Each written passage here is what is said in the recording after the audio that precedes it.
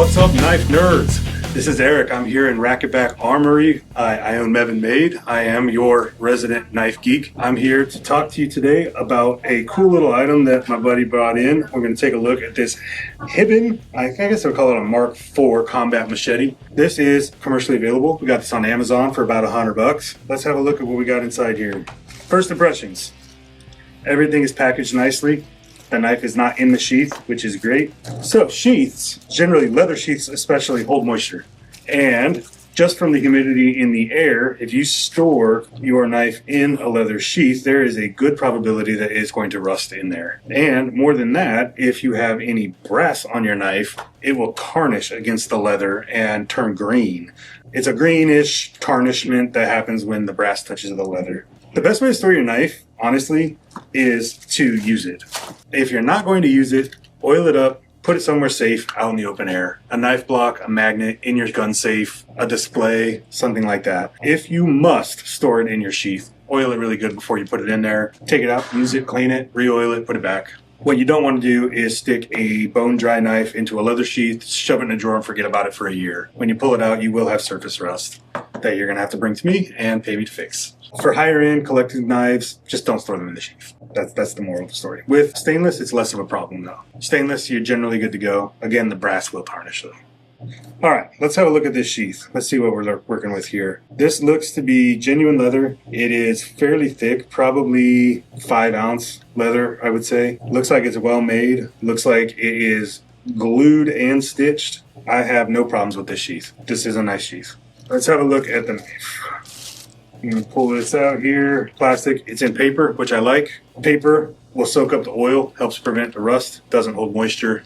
This blade is stainless steel. It was made in China, and it was designed by Gil Hibben.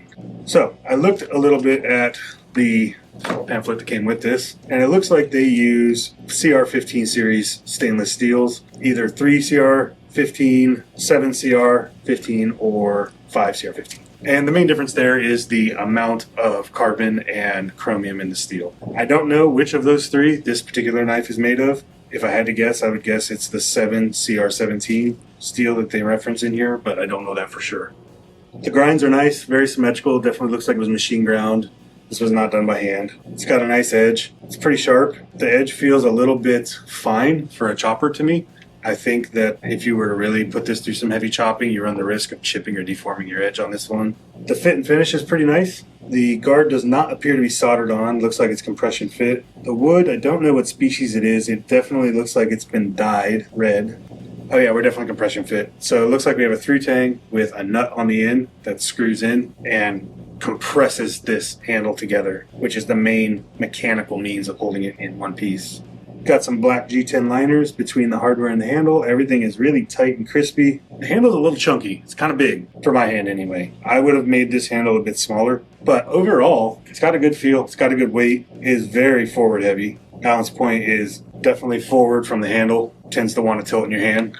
That's good. Lends itself to a good chop. Makes it kind of hard on the recovery though. And with this big old handle and this forward weight, I definitely recommend using this wrist lanyard because I think you would have the potential of this thing coming out of your hand if you're not careful. There's some decorative grinding here, some file work. Looks like they swedged the tip and the front of the blade here. They do not come to a sharp edge. It is blunted. It steps up here. This looks like it was all done on a mill. Scalloped edges here, a couple of fancy filing scallops here, and finally they skeletonized the inside here. What's interesting is they did not go through and clean up the inside of this skeletonized channel. It still looks like it was rough cut, and it does not look like it was milled. I'm not sure how they cut that. Maybe on a water jet, possibly. A handmade knife, I would think that most makers would notice and polish the inside of this skeletonized channel. All in all, I think this is a pretty nice knife for $100. You know, like, I don't know how it's going to perform. I don't know how it's going to hold up.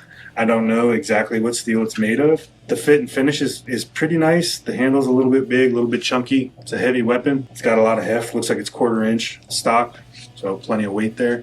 Without using it, I can't necessarily make a recommendation one way or the other, but I don't see any reason in terms of quality or craftsmanship that would prevent me from using a knife like this.